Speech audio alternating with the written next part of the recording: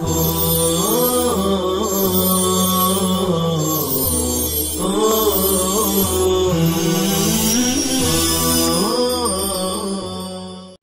اللہ الرحمن الرحیم الحمدللہ رب العالمین والصلاة والسلام علی سید الانبیاء والمرسلین محمد وعلی آلہ واصحابہ اجمعین، اما بعد۔ عزیز طلبہ کرام، حروف عطف کے بعد اگلا سبق ہے حروف تنبیہ کے متعلق۔ دیکھیے، فصل فی حروف التنبیہ، یہ فصل ہے حروف تنبیہ کے بیان میں۔ ثلاثۃ، حروف تنبیہ تین ہیں۔ حروف وضعت لتنبیہ المخاطب لئلا یفوتہ شیء من الکلام، حروف تنبیہ ایسے حروف ہے جو مخاطب کو متنبہ کرنے کے لیے وضع کیے گئے ہیں تاکہ کلام سے کوئی بات چھوٹنے نہ پائے۔ لئلا یفوتہ شیء من الکلام، تاکہ کلام سے کوئی بات فوت نہ ہو، یعنی چھوٹنے نہ پائے۔ حروف تنبیہ یعنی متنبہ کرنا، تنبیہ کرنا، ایسے حروف تین ہیں۔ حروف ایسے حروف وضعت وضع کیے گئے ہیں لتنبیہ المخاطب، مخاطب کو متنبہ کرنے کے لیے، اس کو آگاہ کرنے کے لیے۔ جیسے ایک بات ہمیں کہنا ہے کہ زید کھڑا ہے، لیکن اسی بات کو ہم تنبیہ کے ساتھ اس طرح کہتے ہیں کہ سنو زید کھڑا ہے، حالانکہ وہ سن رہا ہے، پھر بھی اس کو تنبیہ مقصود ہوتی ہے، متنبہ کرنا مقصود ہوتا ہے۔ تو ایسے حروف کو حروف تنبیہ کہتے ہیں، اور اس کا مقصد ہوتا ہے کلام سے کوئی بات چھوٹنے نہ پائے، مکمل بات مخاطب کے کان تک چلی جائے۔ وہی ثلاثۃ، وہ تین ہیں، الا، اما، وہا، الا و اما وہا، الا، اما اور ہا، الا، اما اور ہا، یہ تین حروف حروف تنبیہ ہے، مخاطب کو متنبہ کرنے کے لیے وضع کیے گئے ہیں۔ فَأَلَا وَأَمَا لَا يَدْخُلَانِ إِلَّا عَلَى الْجُمْلَةِ، بس الا اور اما یہ دونوں جملے پر داخل ہوتے ہیں۔ لا يدخلان الا علی الجملہ، نہیں داخل ہوتے مگر جملے پر، یہ دونوں جملے پر ہی داخل ہوتے ہیں۔ اسمیتاً، وہ جملہ اسمیہ ہو، جیسے خواہ جملہ اسمیہ ہو، جیسے قولہ تعالی، باری تعالیٰ کا فرمان، الا انہم هم المفسدون، سنو، آگاہ رہو، وہ فساد برپا کرنے والے ہیں۔ وقول الشاعری، اور شاعر کا قول، شعر، اما والذی ابکا واوحک والذی امات واحیا والذی امرہ الامر۔ یہاں محل استشہاد پہلے جان لیجئے، پھر ترجمہ دیکھیں گے۔ محل استشہاد یہ ہے کہ الا اور اما یہ دونوں جملے پر داخل ہوتے ہیں، اور پھر وہ جملہ اسمیہ ہو یا جملہ فعلیہ ہو۔ تو جملہ اسمیہ کی ایک مثال قرآن کریم سے دی گئی، الا انہم هم المفسدون۔ اب دوسری مثال ہے اما والذی ابکا، الا کی مثال تو آ گئی تھی کہ وہ جملے پر داخل ہوتا ہے، اب اما کی مثال ہے جو جملے پر داخل ہو اور جملہ اسمیہ ہو، اما والذی ابکا واضحک۔ لیکن یہاں یہ مثال جملے اسمیہ کے بجائے جملے فعلیہ کی ہونا چاہیے، اس لیے کہ اما یہ حرف تنبیہ ہے، اور والذی یہ واو برائے قسم ہے، اور آپ پہلے پڑھ چکے ہیں حروف جارہ کی بحث میں کہ حرف جر جو قسم کے لیے آتا ہے وہ اقسمو فعل کے متعلق ہوتا ہے، تو یہاں بھی اقسمو فعل ہے تو یہ جملہ فعلیہ ہوگا، تو گویا اما حرف تنبیہ یہاں جملہ فعلیہ پر داخل ہے، اس لیے مثال یہ جملہ فعلیہ کی ہونا چاہیے تھی، لیکن جس کو یہاں مصنف رحمۃ اللہ علیہ نے جملہ اسمیہ میں بیان کیا ہے۔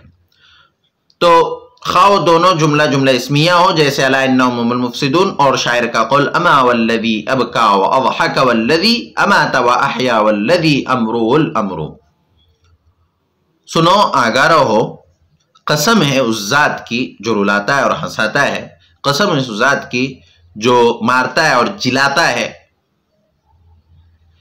اور قسم ہے اس کی جس کا حکم ہی اصل حکم ہے۔ شعر کا ترجمہ یہ ہے کہ اما، آگاہ رہو، والذی، قسم ہے، الذی، اس ذات کی، ابکا، جو رلاتا ہے، یہاں ترجمہ ہونا چاہیے ابکا جس نے رلایا، واضحکا جس نے ہنسایا، لیکن اللہ رب العزت کی ذات ہمیشہ رلاتی اور ہنساتی ہے، وہی ذات ہے، اس لیے ہم یہاں ترجمہ کریں گے رلاتا ہے اور ہنساتا ہے، اور قسم ہے اس کی جو مارتا ہے اور جلاتا ہے، قسم ہے اس کی جس کا حکم ہی اصل حکم ہے۔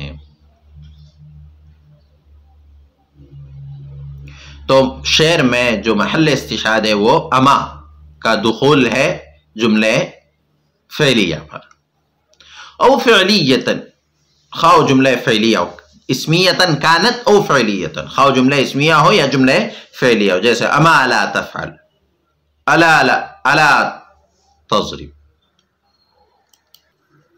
اما لا تفعل، سنو، خبردار ایسا مت کرو، لا تفعل، الا لا تضرب، سنو مت مارو، خبردار مت مار، الا لا تضرب۔ والثالث ہا، اور تیسرا حرف ہا ہے، الا اما اور تیسرا حرف ہا ہے، تدخل علی الجملتی، یہ جملے پر داخل ہوتا ہے، جیسے ہا زید قائم، سنو زید کھڑا ہے۔ والمفردی، اور مفرد پر بھی داخل ہوتا ہے، جیسے ھذا اور ہؤلاء۔ تو اسماء اشارہ پر جو ہا تنبیہ داخل ہوتا ہے وہ یہی حرف تنبیہ، ھذا میں اصل ذا اور اولئک اس میں اشارہ ہے، لیکن اس کے شروع میں جو ہا ہے یہ ہا حرف تنبیہ ہے۔ تو حروف تنبیہ تین ہیں، الا اما اور ہا۔ الا اما جملہ اسمیہ اور جملہ فعلیہ دونوں پر داخل ہوتے ہیں، جبکہ ہا صرف جملے پر داخل ہوتا ہے لیکن اس مفرد پر بھی داخل ہوتا ہے، یہی فرق ہے۔ الا اما صرف جملے پر داخل ہوتے ہیں، جبکہ ہا جملے پر بھی داخل ہوتا ہے اور مفرد پر بھی داخل ہوتا ہے۔ حروف النداء خمسۃ، حروف ندا 5 ہے۔ ندا کسے کہتے ہیں؟ یہ منصوبات میں ندا کی بحث میں ہم پڑھ چکے ہیں، اس کی لغوی اصطلاحی تعریف۔ حروف ندا 5 ہے، یا، ایا، حیا، ای اور حمزہ مفتوحہ، یا، ایا، حیا، وئی والحمزۃ المفتوحۃ، یہ حروف ندا ہے 5 ہے۔ فائی، پس ای، والحمزۃ اور حمزہ للقریب، قریب کے لیے آتے ہیں، فائی والحمزۃ للقریب، پس ای اور حمزہ قریب کے لیے آتے ہیں۔ وَأَيَا وَحَيَا لِلْبَعِيدِ، اور آیا اور حیا بعید کے لیے آتے ہیں، یعنی دور کے لیے آتے ہیں۔ وَيَا لَهُمَا وَالْمُتَوَسِّطِ، اور یا قریب و بعید اور متوسط کے لیے آتا ہے۔ وَقَدْ مَرَّ أَحْكَامُ الْمُنَادَى، اور اس منادا کے احکام گزر چکے ہیں، یعنی یہ تو ندا، یہ حروف ندا ہے، اس کے بعد جو آتا ہے اس کو کہتے ہیں منادا، یعنی جس کو پکارا جائے، جیسے یا زیدو میں یا حرف ندا ہے اور زیدو منادا ہے۔ تو منادا کا اعراب وغیرہ کی بحث ہم منصوبات میں منادا کے بحث میں پڑھ چکے ہیں۔ یہاں حروف ندا بتلانا مقصود ہے کہ حروف ندا 5 ہے، یا، حیا، ای اور حمزہ مفتوحہ۔ تو اس میں بتلایا کہ یا تو دونوں کے لیے قریب، بعید اور متوسط کے لیے آتا ہے، اور حیا اور حیا یہ دور کے لیے آتے ہیں، اس لیے کہ اس میں حروف بھی زیادہ ہے، اور زیادہ حروف ہے تو آواز بھی زیادہ دیر تک رہے گی، تو زیادہ دور اگر کوئی ہو تو اس کو حیا اور حیا کے ذریعے سے بھی پکارا جاتا ہے۔ اور ای اور حمزہ مفتوحہ، چونکہ ای میں بھی ای حرف کم ہے اور حمزہ مفتوحہ میں بھی ایک ہی حرف ہے، تو ای اور حمزہ کے ذریعے سے قریب کو پکارا جاتا ہے، اس لیے کہ اس کو بات پہنچانے میں زیادہ حروف کی اور زیادہ تیز آواز کی ضرورت بھی نہیں ہوتی، جبکہ یا میں چونکہ 2 حرف ہے اور یا میں الف مدہ بھی ہے تو یہ سب کے لیے استعمال ہوتا ہے، قریب کے لیے بھی اس لیے کہ حروف کم ہے، بعید کے لیے بھی اس لیے کہ اس میں الف مدہ ہے، اور الف مدہ میں کھینچ کر آواز نکالی جاتی ہے تو دور تک بھی آواز جائے گی۔ تو بہرحال یا حیا، ای اور حمزہ مفتوحہ یہ قریب، بعید اور متوسط کے لیے استعمال ہوتے ہیں۔ حروف تنبیہ میں پہلا سوال یہ ہے کہ حروف تنبیہ کی لغوی اصطلاحی تعریف کیجیے، اور یہ بتائیے کہ حروف تنبیہ کتنے ہیں اور کیا کیا ہے۔ سوال نمبر 2، حروف تنبیہ میں سے تینوں میں کیا فرق ہے، کس پر داخل ہوتے ہیں۔ سوال نمبر 3، مذکورہ شعر کس بات کو ثابت کرنے کے لیے لایا گیا ہے۔ سوال نمبر 4، حروف ندا کتنے ہیں، کیا کیا ہیں اور ان کے کیا معنی ہیں۔ سوال نمبر 5، حروف ندا کے بعد جو اسماء آتے ہیں اسے منادا کہتے ہیں، تو آپ منادا کی لغوی اصطلاحی تعریف کیجیے اور منادا کا اعراب بھی بیان کیجیے۔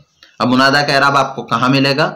تو یہ منصوبات میں مفعول بہ کے ماتحت الرابع مما يحذف فعله وجوبا، یعنی جس کے فعل کو وجوباً حذف کر دیا جاتا ہے اس میں سے منادہ ہے، تو منادہ کے بحث میں آپ یہ اس کا جواب پا لیں گے، لہذا منادہ کا اعراب بھی آپ بیان کیجیے۔ السلام علیکم ورحمۃ اللہ وبرکاتہ۔